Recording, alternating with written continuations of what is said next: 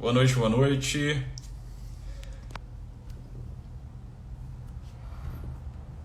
Sejam todos bem-vindos ao nosso quarto dia aqui de lives, fechando aí o mês, né, do Setembro Amarelo, mês de prevenção contra o suicídio, né, e as doenças mentais, né. Muito bem. Vocês acharam que não ia ter live, né? Se enganaram. Eu transferi a live agora à noite, né? Deu uma atrasada. Tava com um paciente aqui até agora. E vamos lá. Me avisem se está tudo ok com a transmissão, se vocês conseguem, né, me ouvir bem e me ver.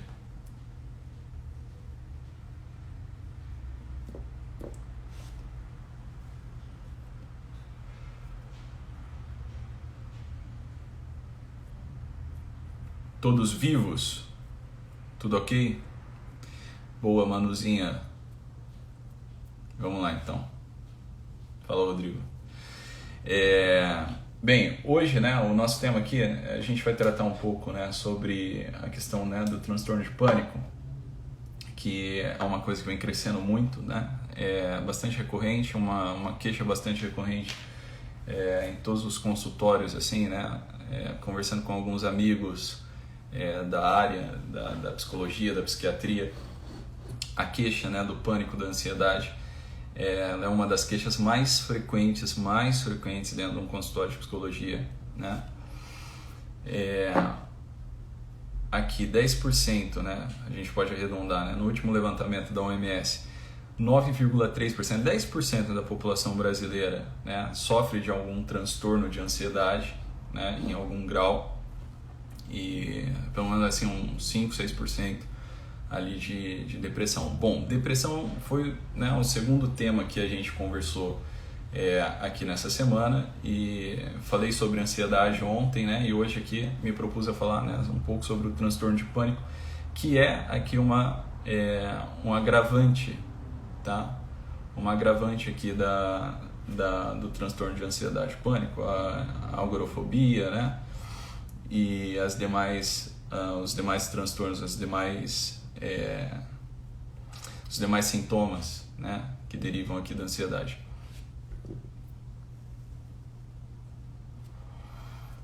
Então veja, praticamente 10%, né, da população do nosso país, vamos colocar 18 milhões de pessoas ou 20 milhões de pessoas, sofrem de algum transtorno, né, de ansiedade. Então, se a gente for aqui dar uma olhada também, né, nos artigos de estatísticas, né, farmacológicas, né, a gente vai ver que o aumento aqui, né, do uso de substância, né, de ansiolíticos e tal, da produção. Fala, Rafa. Cara, eu tenho que te ligar, eu não esqueci não. Tá aumentando cada vez mais, tá? Então, em regra, acho que todo mundo já sentiu, né, a ansiedade, já teve assim, já teve algum sintoma, né, disso daqui, né, leve, moderado ali, né, e algumas pessoas, né, que classificadas aqui pelo levantamento da OMS, pelo menos, né, 10% da população brasileira sofre de algum transtorno de ansiedade. A gente sabe do que a gente está falando, então. Todo mundo passou algum momento da vida por isso. Ou passa, né, de uma forma bem intensa. Pois bem, né, a ansiedade, como eu expliquei, é óbvio que ela tem um respaldo fisiológico, né? É óbvio. Isso daqui, né, não precisa nem falar, né? A gente não dissocia aqui a mente do corpo, né? A gente dissocia no discurso, né? Abstrai. Mas é claro que isso vai gerar uma série de sintomas, né? É claro que isso vai afetar o funcionamento do teu organismo em alguma medida. Na depressão é assim, né? A baixa ali, né, hormonal, a baixa de vitamina, né? Quantos pacientes depressivos, né, não tem uma queda de vitamina, né? Assim, paciente que só aqui com reposição de vitamina D, porra, melhorou pra caramba, tá entendendo? Então, é claro que uma alimentação adequada, é claro que uma dinâmica de vida adequada, ela vai te ajudar, né, a sair de um quadro assim. Mas como o papo aqui, né, o papo aqui é mais para esse lado, né, da psicologia, não vamos entrar no lado tão assim biológico da coisa, porque eu vou explicar como é que funciona, né? O lado biológico, né, ele é muito heterogêneo. Então, um organismo, né, é muito diferente do outro, né? Você quer ver isso dentro da psiquiatria, né? A adaptação dos medicamentos pelos pacientes é muito difícil, né? Por quê? Cada pessoa funciona de um jeito, né? O organismo, assim, não dá pra gente falar em regra. E aqui, como eu expliquei no início da semana, é claro que a gente vai tratar de alguns transtornos, né? A gente está falando disso, mas cada paciente é um paciente, né?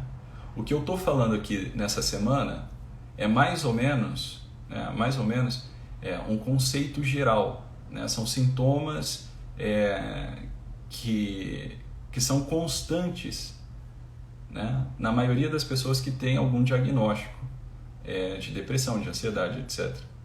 Tá? Então, mas isso daqui não quer dizer, né, que eu esteja descrevendo, né, um caso concreto. Eu não estou descrevendo um caso concreto, né, eu estou falando das constantes aqui. Né? Então é claro que vai fugir um pouco, né, daquilo que um paciente concretamente pode... Sim, óbvio, né? Óbvio. A ciência, ela tem, né, quando a gente vai falar cientificamente, a gente tenta falar de uma maneira mais universal. E é claro, né, que isso daqui sempre vai fugir um pouco do caso concreto. Né? Cada paciente desenvolve de alguma maneira, cada paciente tem uma história de vida, cada paciente tem uma etiologia, podemos dizer assim, diferente. Tá? Mas a gente está falando de uma coisa que é comum, né? Que é comum. Por isso que às vezes você fala assim, Thiago, a live, porra, me ajudou pra caramba. Assisti a live e você estava falando de uma coisa que estava acontecendo comigo, né? É óbvio que eu não estava te descrevendo e descrevendo a tua história de vida, mas você falou de uma coisa que eu sinto aqui dentro de mim. Por quê? Porque é uma constante, né? Pela observação aqui do consultório, você acaba tendo uma ideia mais ou menos daquilo que predomina na maioria dos pacientes. Então vamos lá, né? Todo transtorno psicológico, né? Ele é uma redução da atividade mental, né? Ele é uma redução da atividade psíquica, como se você ficasse travado em alguma coisa, né? E isso daqui, né, tanto os transtornos que derivam aqui de uma neurose, né, quanto os transtornos que derivam aqui de uma psicose. Claro que a psicose é um caso, né, mais particular, mais grave. Agora, todo transtorno psíquico, né, é uma redução da atividade mental, da atividade psicológica, tá? Então, como assim, né? A gente veio aqui, né? E tem o nosso domínio aqui psicológico. Para quê? Para que a gente consiga, né? Qual que é a função da psique? Qual que é a função da mente humana? É regular, qual que é a função do ego, né? E essas doenças aqui, né, esses transtornos, eles são relativos aqui ao eu de uma pessoa, né? Qual que é a função do ego, do ponto de vista psicológico? É regular as tensões da realidade. Né? E quando você tem uma redução da atividade psicológica, o que acontece? Você não consegue regular as tensões da realidade. É aí que você trava ou numa coisa ou em outra. Então uma pessoa que não consegue lidar, por exemplo, com a tensão de ter sido mandado embora, a tensão de ter sido mandado embora, foi despedido aqui do emprego, foi dispensado e o sujeito não consegue lidar com isso, o que acontece? Ele está com um ego frágil, né? Um ego impotente, ele não consegue regular as tensões. Né? E um agravante, né, para que a atividade psíquica ela trabalhe, né, aqui de um modo saudável, né, é a atividade reflexiva, você conseguir, né, olhar para a realidade, né, de uma forma que ela se revele para você. Quando a realidade se revela para a gente, né, da maneira que ela é, isso acalma um pouco o nosso coração. Por quê? Porque se tudo aquilo que a gente projetasse da realidade, né, realmente abarcasse a realidade como um todo, né, a nossa vida ia ser um caos completo. E aí, imagina assim, que tudo que passa na cabeça de um ansioso acontecesse mesmo de fato. Ou se você conseguisse prever as coisas, né, com uma exatidão. Né? Então veja bem, nem tudo aquilo que a gente vê, que a gente tem acesso, né, a gente tem uma visão absoluta daquilo. Ou seja, a realidade tem sempre um quê de imprevisível. E é isso daqui, né, é a isso daqui que a nossa cabeça tem que estar aberta, que o nosso coração tem que estar aberto.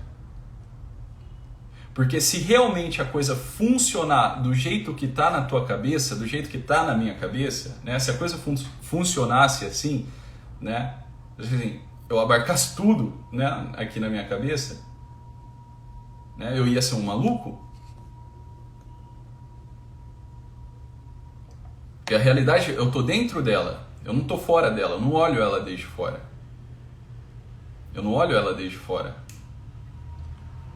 Tá entendendo? Então, todas as vezes que a gente, né, que a gente cria assim, um conceito na nossa cabeça, né,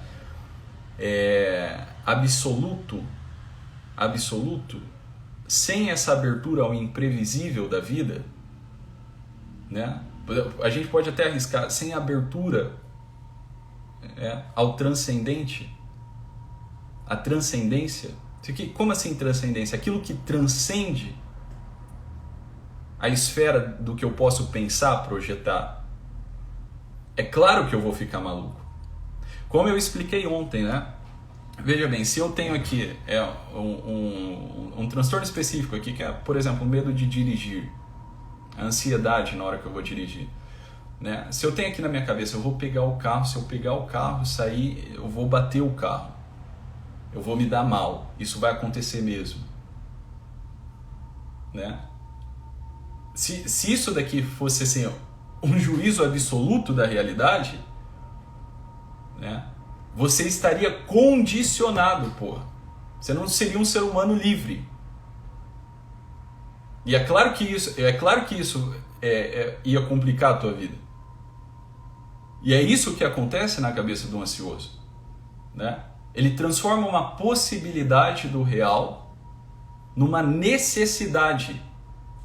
Assim, necessariamente vai acontecer isso. Eu já estou falando com uma paciente aqui, né, e geralmente a gente tem uma projeção das coisas que nos acontecem. Assim, se eu terminar o meu namoro, né, se eu for mandado embora, Se de repente eu passar por isso ou aquilo, eu não vou dar conta. Eu não dou conta. Tiago, eu não dou conta de terminar o meu namoro. Tiago, eu não dou conta de ir embora da casa dos meus pais. Eu não dou conta de arrumar outro emprego. Sim, meu filho, me explica, por favor, o que é não dar conta de alguma coisa.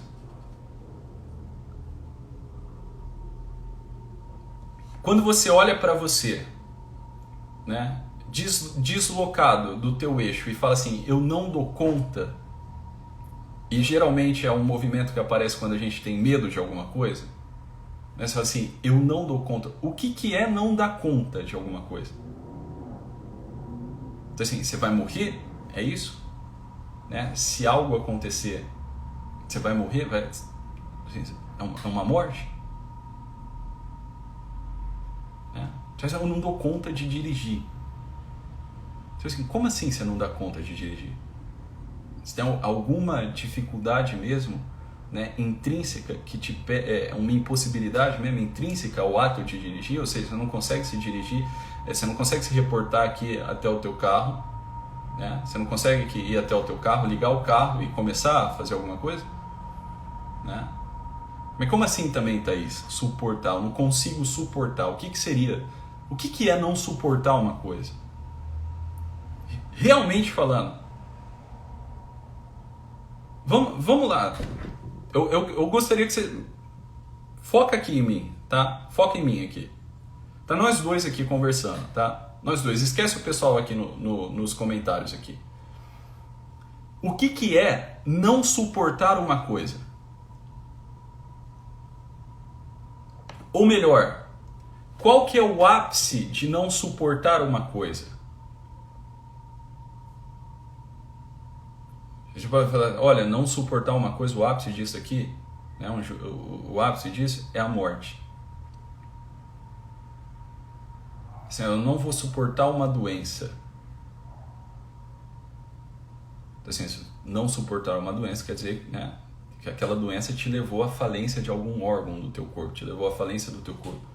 Assim, agora, né, beleza, né, isso é um caso, né, a morte.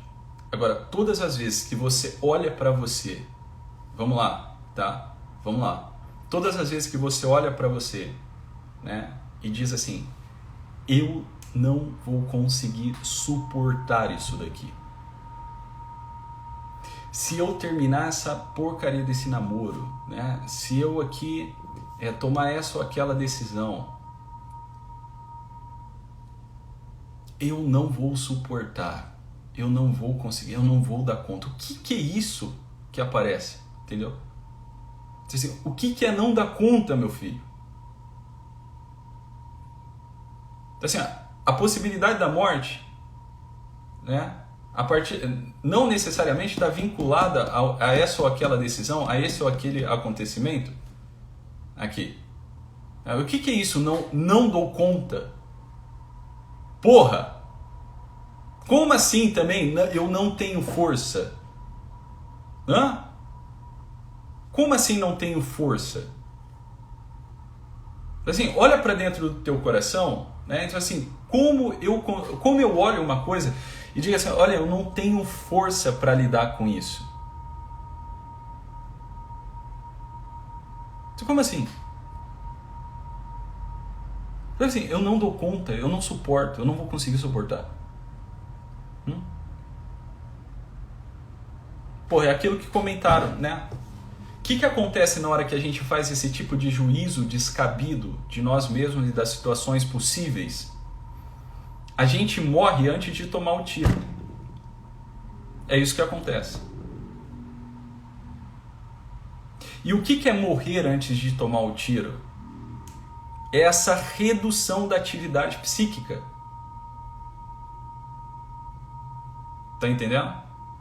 É a redução da atividade psicológica. Está fixado, tá, num tipo de juízo desproporcional à realidade. Né? Eu não sei se vocês já tiveram a oportunidade de ver alguém numa crise de pânico ou passar por isso. Né? Uma pessoa que enfrenta aqui uma crise de ansiedade, sei lá, uma crise de pânico. tá? O que acontece na crise de pânico, né? Geralmente a pessoa assim entra num estado de pânico, numa sensação de quase morte. Tá? Você pode conversar com alguém, né, que já passou por algum episódio parecido e ela vai relatar para você, olha, a sensação é de que, né, eu ia morrer. Parecia que, né, eu olhei para o chinelo ali e esse chinelo começou a me ameaçar, entende?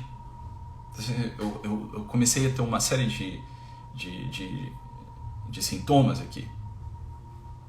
Assim, o medo que consome, né? Já é algo muito grave acontecendo. Você não consegue nem explicar direito, né? Aqui, a atividade psicológica, ela é reduzida. Então, assim, por que reduzida? Porque a tua percepção fica comprometida, né? Você não consegue perceber o real. Olha só, você não consegue perceber o real, né? Você não consegue perceber que é só um chinelo ali. Você olhou para aquele chinelo, aquilo ali criou um link para você associar alguma outra coisa, né? Então, a sua percepção fica comprometida, a tua cognição fica comprometida numa crise de pânico, né? É horrível, horrível, porra. Sem contar que você se sente um maluco depois disso. Você começa a ficar mal, você acha que você tá louco. E aí o que acontece? Começa a entrar numa espécie assim de transtorno dissociativo aqui, né? Você começa a olhar para você e cara, acho que eu tô louco. Né? E isso daqui, depois, né, a coisa tende a se agravar. Por quê? Porque você vai começar a ter medo de ter outra crise, de passar por isso de novo. Né? Aí o medo de passar por isso de novo vai fazer você entrar num estado de alerta terrível. É isso mesmo, Alberto. Você se volta para dentro com medo de enlouquecer, é isso mesmo. Então você vai entrar num estado de alerta, né? Sim, é isso aí, de despersonalização. Assim, quem sou eu? Será que eu tô maluco? Será que eu não sei o quê? Tá? Agora, peraí, tá? Vamos lá. Beleza, conseguimos aqui descrever a coisa. Veja bem, meu filho. A primeira pergunta a ser respondida é essa aqui, o que é não dar conta? O que é não dar conta? Como assim você não vai dar conta? Existe mesmo, tá? Para aí, isso aqui é abordagem consultório. Né? O que acontece quando um paciente entra aqui ansioso, né? Prestes a ter uma crise de pânico? O que eu tenho que fazer? Primeiro, né, eu tenho que levar ele, né, ativar a percepção dele. Olha, você está dentro de um consultório de psicologia, né? Tá tudo seguro aqui, né? Tá tudo seguro. Não existe nenhum perigo iminente de morte, né? Claro que você vai, né, fazer aqui, né, tem as técnicas de respiração para você fazer, né, de atenção, né, de consciência corporal, se dá conta de que você está sentado, né, de que você tem um corpo, ok? Então, quando eu falo que num transtorno como esse, a atividade psicológica ela fica, né, reduzida, é nesse sentido. Né? A tua percepção vai pro brejo, você nem lembra mais que tem um corpo, você só tá aqui, né? Vai acontecer alguma coisa, meu Deus do céu. Então a primeira coisa é ativar a tua percepção. Presta atenção, né? Parar e perceber o lugar que você tá. E o lugar que você tá não oferece nenhum tipo de perigo para você. Não oferece nenhum tipo de perigo para você. Percebeu isso? Percebeu o teu corpo? Se deu conta da tua respiração? Né? Tua percepção voltou aqui a funcionar? Ótimo, né? Respira, calma, né? Vamos lá. Ok? Primeira coisa. Tem que entender isso. Uma pessoa que está com a atividade psíquica comprometida, reduzida, né? A percepção dela está um lixo.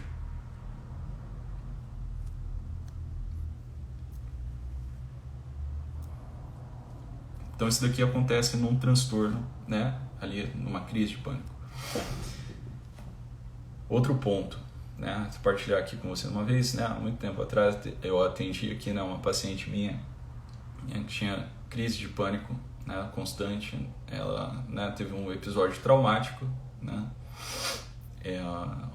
Não vou dar muita informação aqui, né, para não expor a coisa. Mas teve um episódio traumático, né? E toda vez que ela ia entrar no elevador, né, ela começava, né, a ter uma crise mesmo de pânico, ou toda vez que ela estava sozinha, ela começava a ter uma crise de pânico. E aí esse episódio traumático foi num assalto, tá? Foi um assalto que ela sofreu. E, né, conversando aqui no consultório, um dia eu perguntei assim, olha, no dia do assalto, tá? Veja bem, no dia do assalto, né, tenta lembrar aí, o dia do assalto. Ela conseguiu lembrar, descrever, né? Ela descreveu ali o assalto, assim, tudo o que aconteceu, né? Tudo, né? A hora que o assaltante entrou, tal, não sei o que, né? O que ele fez, quem estava do lado, quem estava do outro, tal. A percepção dela funcionando normalmente, assim, olha, você teve medo? Assim, muito, Thiago, tive medo, porra, né? Tava no meio de um assalto, fiquei com medo de morrer, óbvio. Depois que ela descreveu tudo, perguntei isso, ela disse assim, cara, no dia do assalto, na hora do assalto, presta atenção, na hora desse episódio traumático, né, tenta fazer esse exercício de rememoração aqui, né? Se tem alguém aqui que está, né, de repente, sei lá, passando por isso, no dia desse episódio traumático, você teve uma crise de pânico?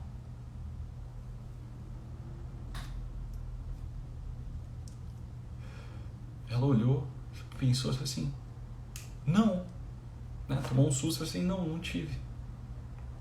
Eu fiquei com medo, né? Fiquei com medo. A mão suou, né? Normal. Fiquei com vontade de fazer xixi, normal. Mas eu não tive nenhum episódio, né? Não tive assim, não tive um pânico ali.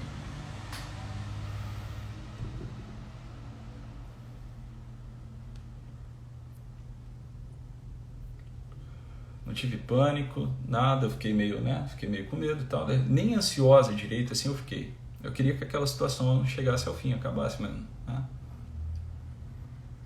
Seja um medo que a gente pode dizer assim, um medo normal. Agora, por quê?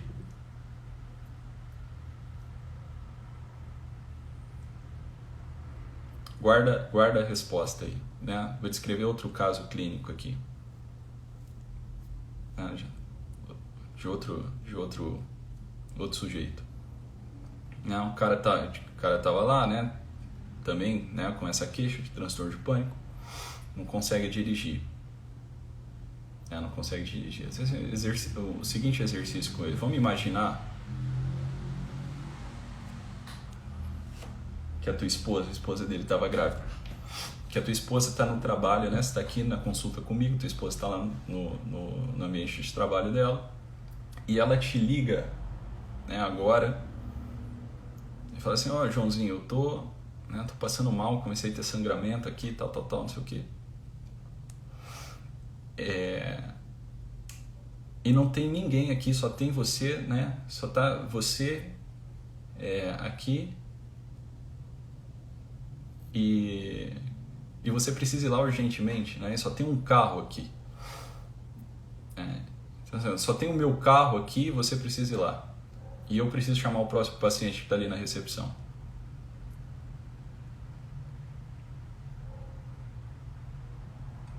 Você iria ou não? Você teria uma crise de pânico nessa situação?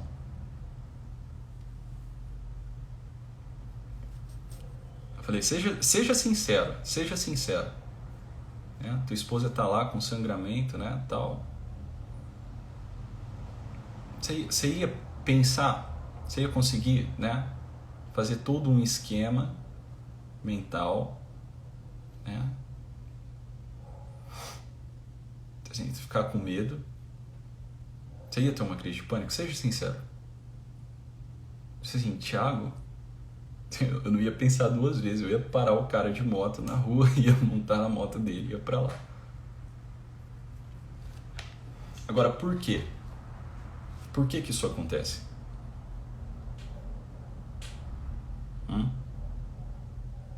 Por quê?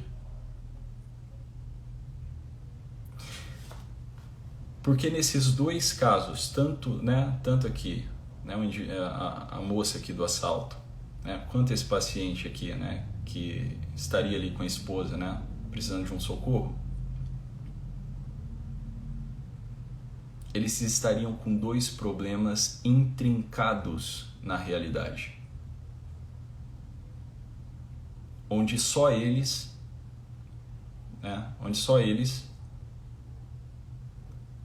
poderiam resolver alguma coisa.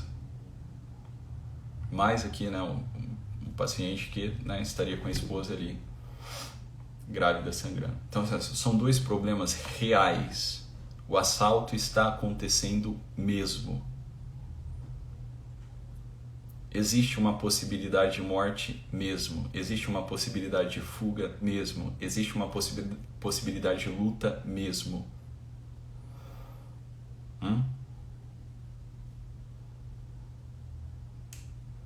Aqui, o paciente que está aqui, né, de repente com a esposa grávida, esse exercício de imaginação que a gente fez. Existe uma esposa mesmo sangrando. Existe uma esposa mesmo ali, precisando de socorro.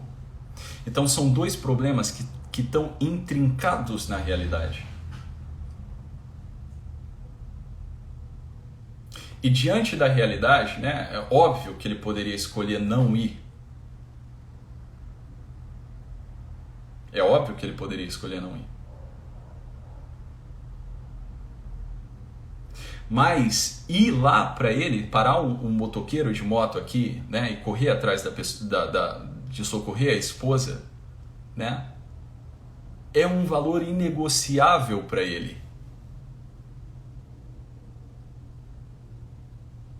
A realidade ela é tão imperativa, tão forte, né, que diante de um problema real e cheio de sentido, né, como no caso esse segundo caso que eu relatei aqui, ele nem pensaria nele mesmo.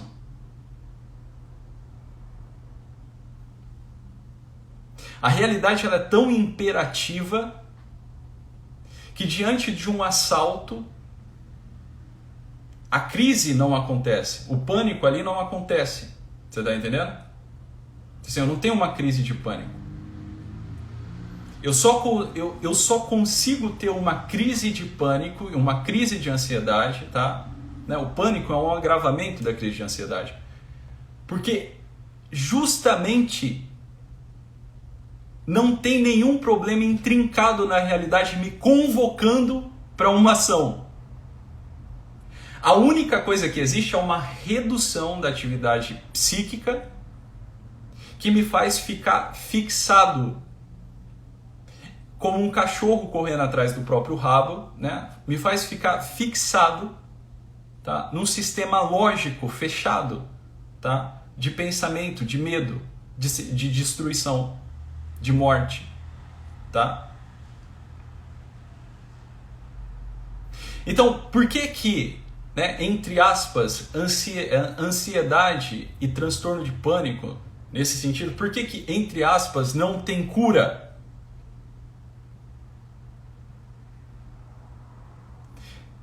Por que a causa psíquica do transtorno de pânico e de ansiedade não tem cura?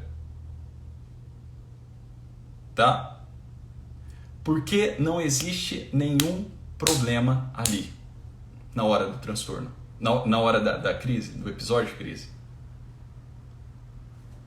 Porque se existisse algo na realidade te convocando, você não conseguiria, né, elaborar, olha só, né, elaborar isso tudo que aparece na tua cabeça na hora, né, que você tem uma crise de ansiedade, pânico. Você não conseguiria ter uma atividade assim cognitiva tamanha ao ponto de construir um raciocínio, né, e se preservar.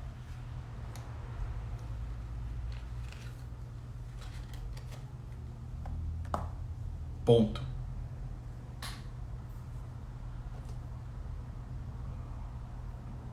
Ponto. Agora vamos lá, né? É óbvio. Todos nós aqui, né? A maioria das pessoas, e principalmente, né, as pessoas que sofrem disso, esse medo da morte, né? O medo da morte.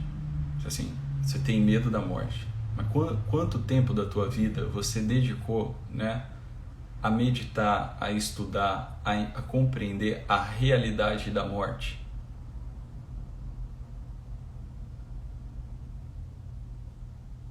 É óbvio que nós, desde pequeno, aprendemos que morrer é ruim, né, é algo odioso, algo revoltante, perder as pessoas que a gente ama.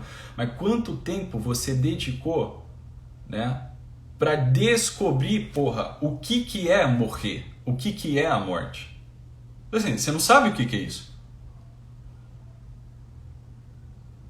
Você não sabe o que é isso. Você não sabe o que acontece. Você está com medo de um fantasma, você não tem noção do que é, e você está com medo em relação àquilo ali.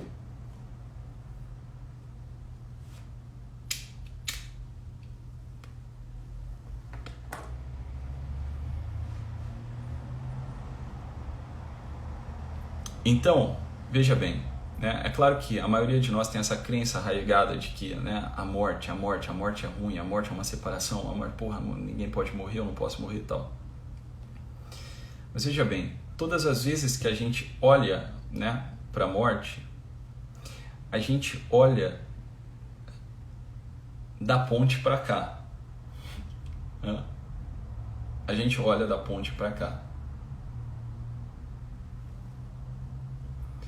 Então, assim, é óbvio, né, que com base nas percepções que você tem da ponte para cá, a morte é ruim. E por isso você não quer morrer. Porque você entende que a morte é ruim. Mas você entende a morte da ponte para cá. Você não sabe como é da ponte para lá. Você não tem nenhuma evidência, né? Então, assim, a não ser que, sei lá, né, de repente você recebeu uma visita aí de alguém que morreu, né? O que eu colocaria até em xeque aqui, né? Mas você não tem nenhuma evidência imperativa do que é a morte, né, da ponte para lá. Então você está falando com base aqui, né? E é claro, quando algum ente nosso morre, né, é claro que a gente fica mal, a gente fica com saudade, é normal. Agora, você nutrir esse medo de morrer, tá?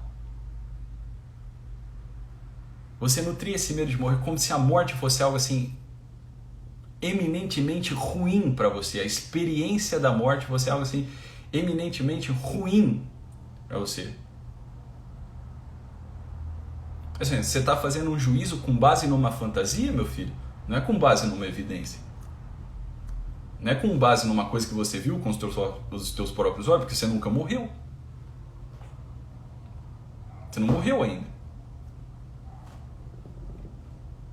Então você acredita piamente, com uma fé inabalável, que, né, você morrer é uma experiência horrível, horrenda. Sim, isso não pode acontecer de jeito nenhum. Você está entendendo? Isso não pode acontecer. A morte é algo terrível, terrível, né? Eu não posso morrer, né? Aqui, o meu objetivo de vida é não morrer. Mas esse juízo que você faz é da ponte para cá. Então veja, você não sabe o que é morrer, porra. E por que você está com tanto medo assim da morte? Você não sabe como é da ponte para cá? Eu também não sei. A gente pode fazer uma especulação ou outra. Ou a gente pode usar aqui as bases filosóficas mesmo, da filosofia tradicional, né, para compreender melhor o que é, né, a morte. Mas você nunca estudou isso também. Então você está falando a coisa com base você está fazendo um juízo com base numa impressão. Numa impressão. a impressão da ponte para cá.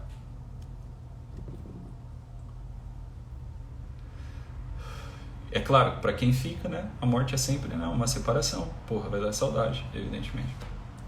Agora, você morrer é outra conversa. É outro papo.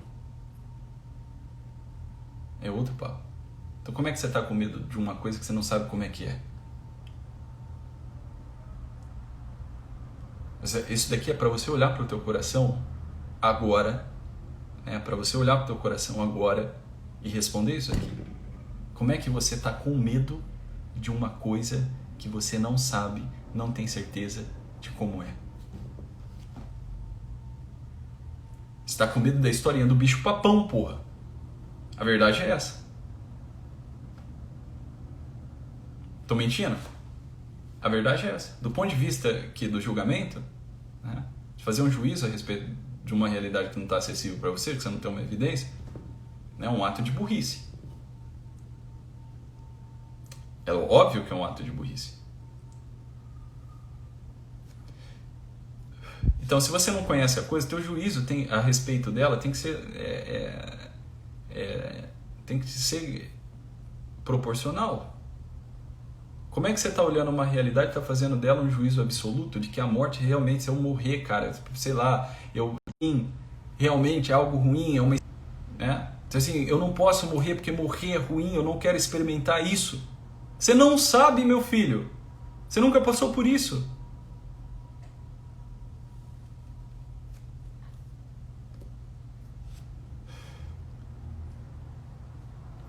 E é claro que na hora que você faz esse tipo de julgamento, você tá tendo um tipo de redução da tua atividade psíquica, porque você está fixado numa crença fantasiosa, sem evidência. Você não tem a percepção da morte porque você nunca passou por ela. É a mesma coisa na hora que eu estou tendo aqui um transtorno, né? Eu estou achando que tem algo acontecendo, ou seja, a minha atividade mental está reduzida. E eu tô acreditando piamente só naquilo ali que tá na minha cabeça, eu repito, né? Igual um cachorro correndo atrás do próprio rabo.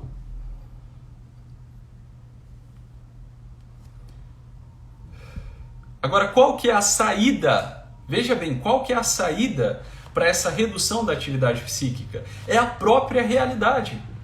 Você começar a perceber as coisas, porra. Então, é fundamental para uma pessoa que tem aqui, né, algum tipo de ansiedade, algum tipo de transtorno de pânico, etc., uma rotina, né, adequada, horário, né, o treino da percepção. Você está entendendo?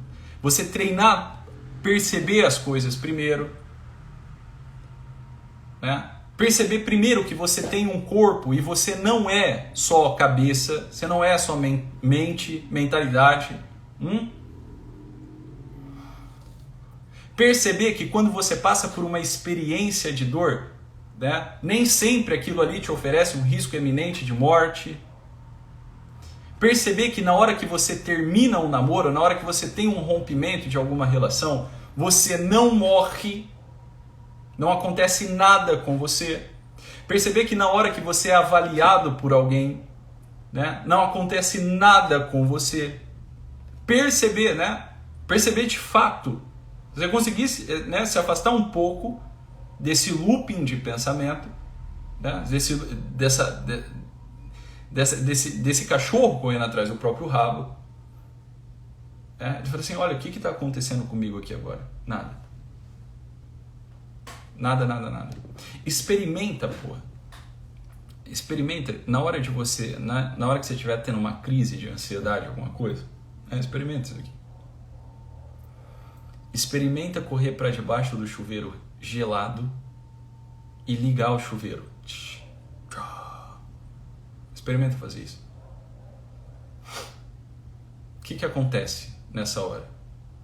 A água gelada vai bater, né? Você vai ficar com um frio do cacete, você vai ter uma sensação corporal, né, incômoda, e aí é lógico, né, que você vai ter a tua consciência corporal vai ser ativada aqui. Você está entendendo? Assim, porra, eu tenho um corpo, tá frio. O negócio não tá mais tanto aqui na tua cabeça, nesse pensamento teu que você construiu, essa cena toda que você construiu, que você vai morrer, que vai acontecer alguma coisa. Porque agora sim, na hora que você está embaixo do chuveiro gelado, de fato está acontecendo alguma coisa, de fato você está sendo ali, né? Você está dentro de uma situação real de incômodo. Assim, a sensação não é tão confortável assim. Né? Agora veja, para eu ter esse tipo de conversa aqui com você, olha só como é interessante, né? Para eu ter esse tipo de conversa aqui com vocês, né? Veja, eu preciso estar, né, numa posição, né, adequada para conversar, né, para que a minha atividade mental, né, cognitiva, de raciocínio, etc., intelectual, esteja em pleno funcionamento. Então eu estou aqui parado, não tem nada acontecendo, né? Está eu aqui no consultório. Agora, eu conseguiria ter esse tipo de conversa com você, né? De fazer essas analogias, esses arranjos, né, simbólicos, para você entender a coisa, se eu estivesse correndo, né? Tô aqui numa corrida, né? Fazendo um Cooperzinho, Você acha que eu ia conseguir raciocinar? Você já experimentou conversar com uma pessoa enquanto você está correndo, fazendo esteira, levantando supino? Você não consegue. Por quê? Porque o teu corpo está em pleno funcionamento. Logo, você não consegue ter aqui uma atividade, né, intelectual, lógica, né, de raciocínio, funcionando em pleno vapor. Se você, no caso, né, ao contrário de quando você está sentado, conversando, etc. É a mesma dinâmica que acontece na cabeça de um ansioso?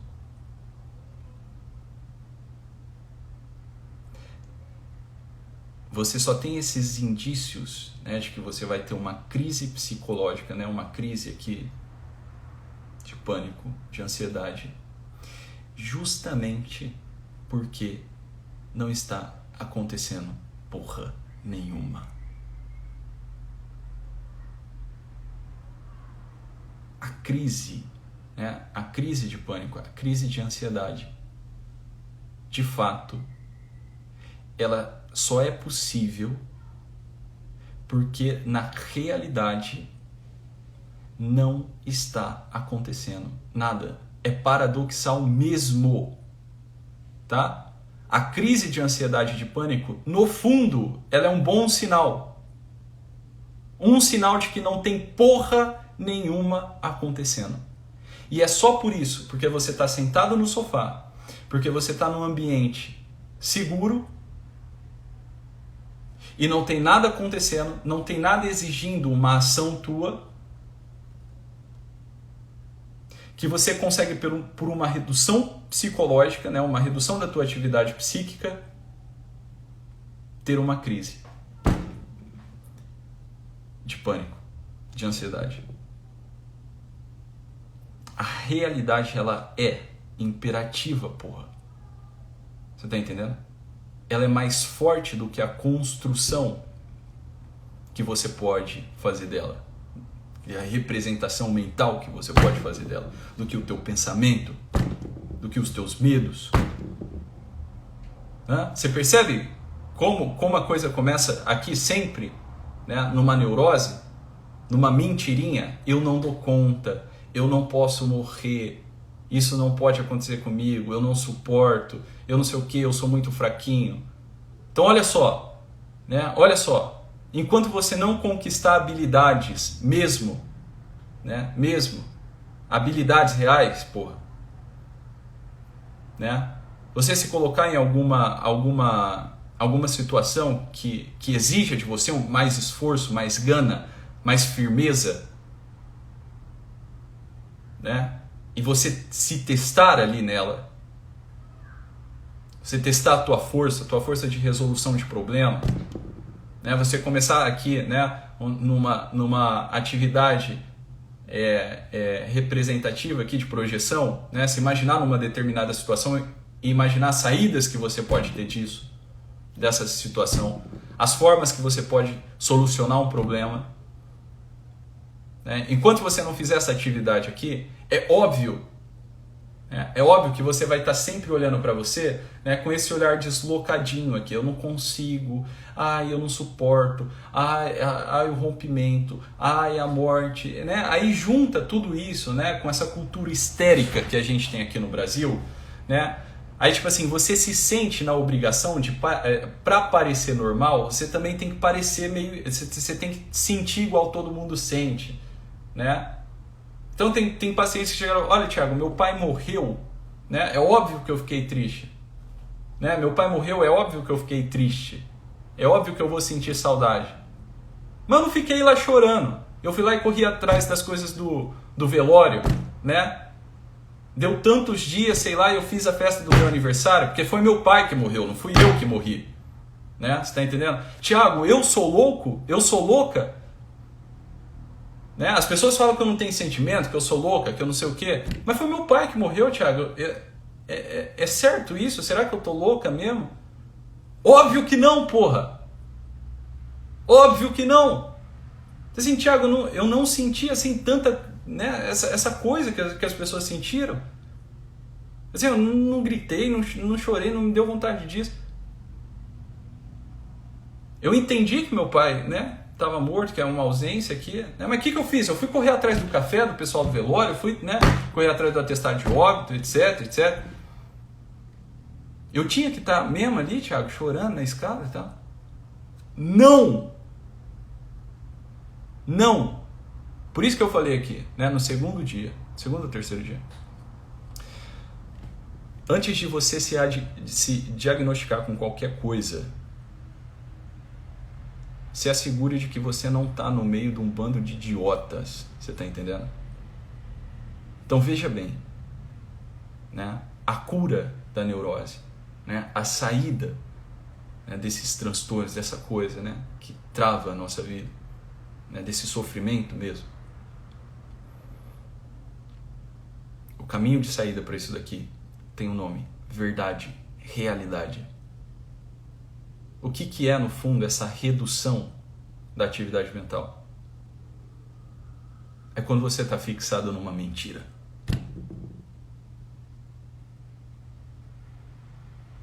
Que mentira? Eu não dou conta. Eu não dou conta. Mentira. É simples assim. Mas Thiago, você falando parece muito simples. É simples assim. Você dá conta, sim, porra. Quem falou pra você que você não dá conta? De onde você tirou isso daqui? Você já passou pela situação?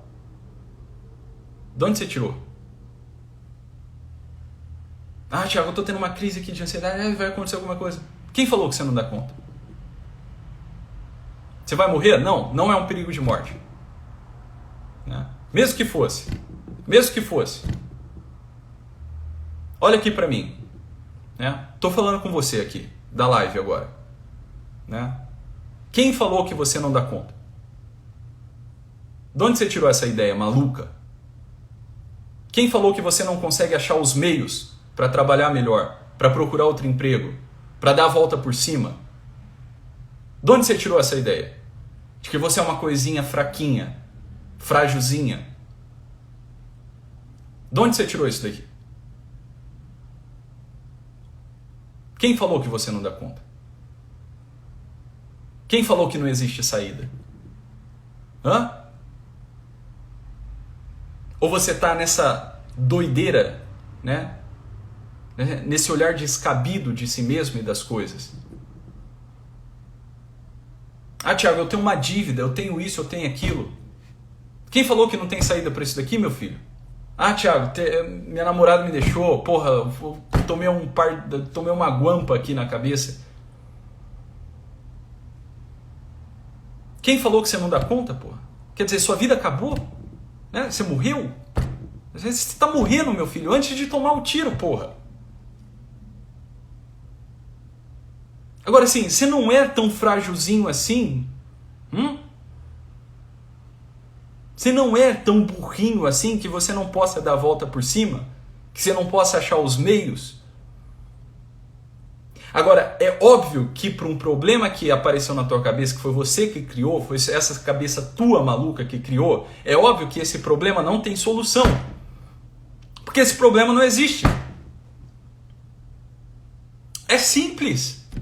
Agora, um problema da realidade, né? Porra, aqui, né, Thiago, né? Eu perdi meu filho, perdi meu pai, nessa crise toda aí do Covid, da pandemia e tal, não sei o quê, né?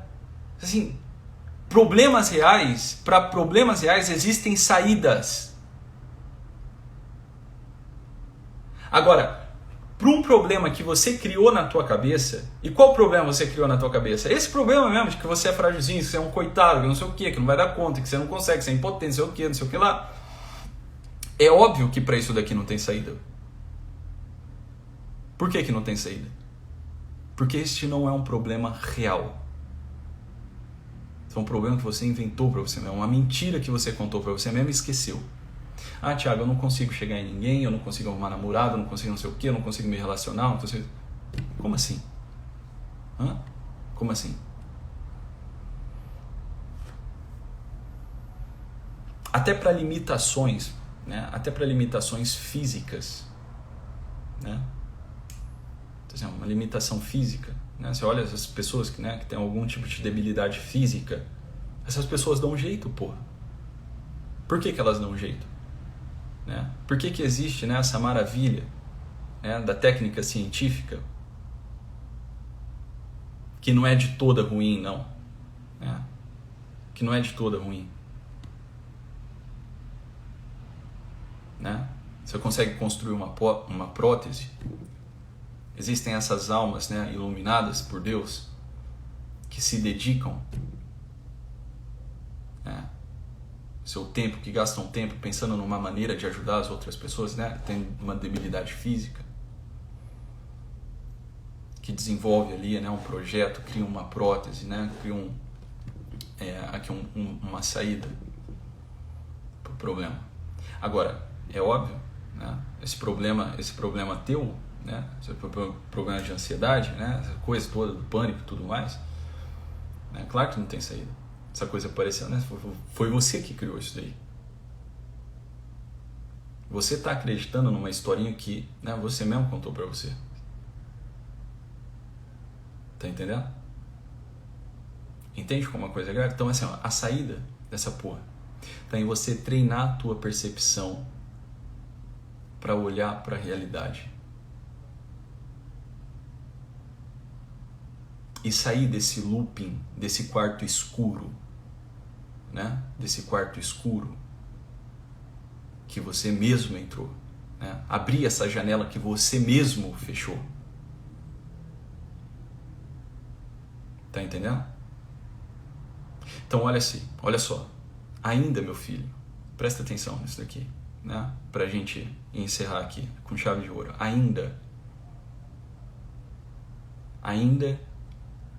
que as nuvens apareçam aqui, né, sob o sol, ainda que o tempo esteja carregado, chuvoso, cinza, não é porque as nuvens apareceram aqui, né, e tornaram um dia cinza que o sol se apagou. Não é porque você não tem, né, a visão ainda clara do sol que o sol deixou de brilhar. Você só não está vendo ele, mas ele está lá. Amanhã a gente continua.